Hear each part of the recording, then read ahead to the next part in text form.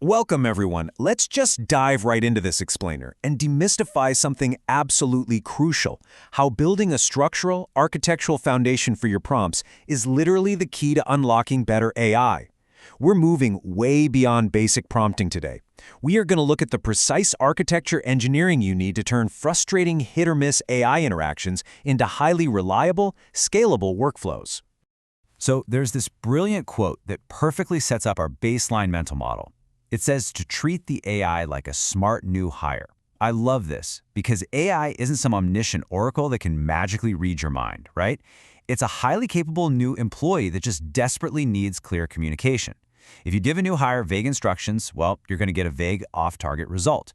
The exact same rule applies to large language models. Your AI is really only as smart as the architecture of the prompt you give it. Here's our roadmap for today's deep dive. 1. The smart new hire. 2. Context, task, and format. 3. Shrinking the decision surface. 4. Eliciting deep AI reasoning. 5. The strict format trap. And 6. Sculpting the final output. You'll definitely want to stick around for section 5 because we're going to uncover a massive, totally counterintuitive trap hidden in standard business formatting that might actually be making your AI dumber. Okay, section 1. The smart new hire, establishing the baseline. Let's unpack that metaphor a bit more and look at why we really need to stop treating basic text generation like it's magic. You know, the absolute most common mistake casual users make is just being too vague. It's so tempting to fire off a quick, half-baked thought, isn't it?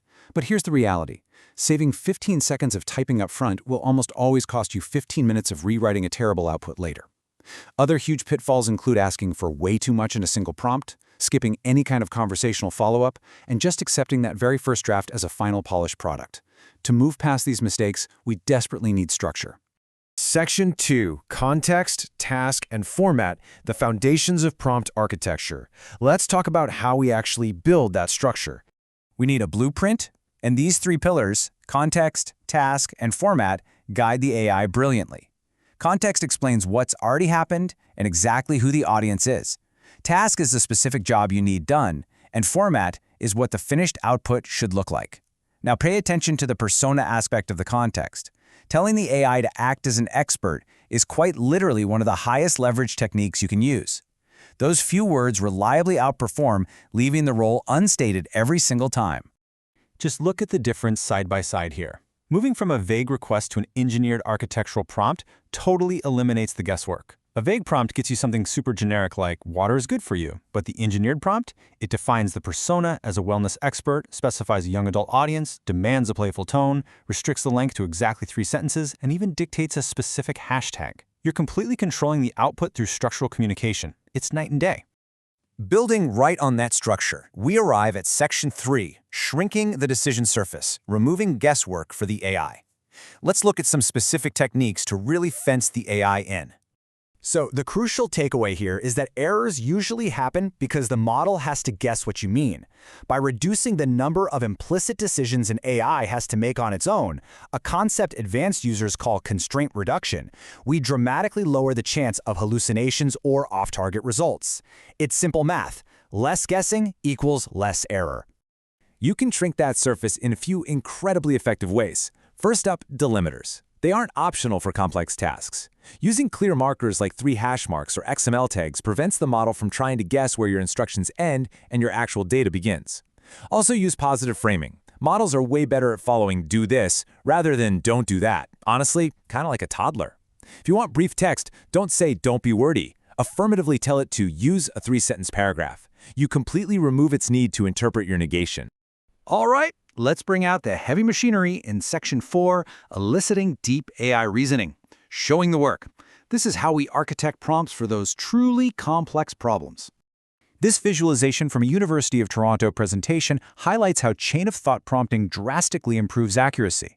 On the standard prompting side, the model often fails complex math problems. But when you look at the other side, by literally forcing the AI to show its math, which you can see mapped out step by step, the model successfully decomposes the problem and gets the right answer.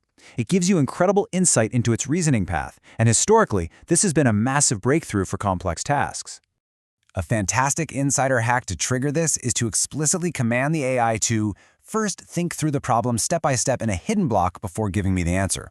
Forcing it to show its work internally can kill a huge percentage of hallucinations. But a quick word of caution here.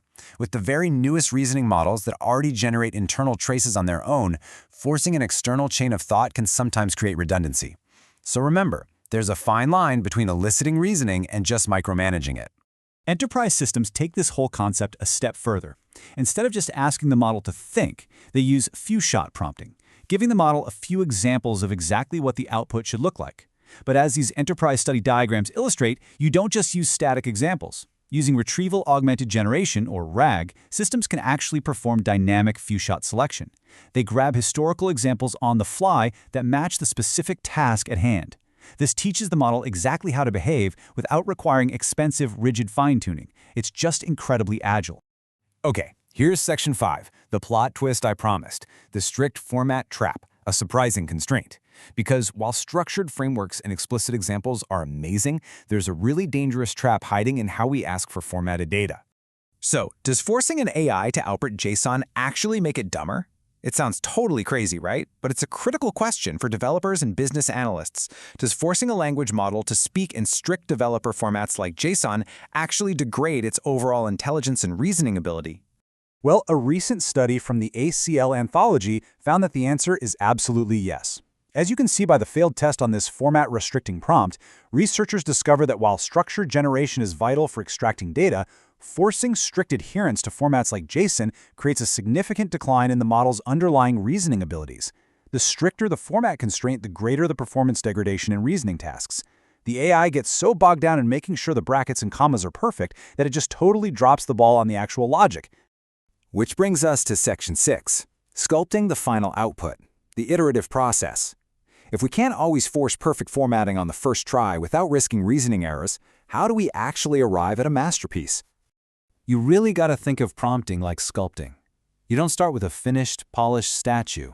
You start with a rough block of clay. You shape it broadly, then you add details, and finally you smooth and polish it. Generating high-quality AI output almost never happens in a single go. Let's look at how this builds into an actionable loop. Your first prompt is really just draft 1, getting the core material on the page.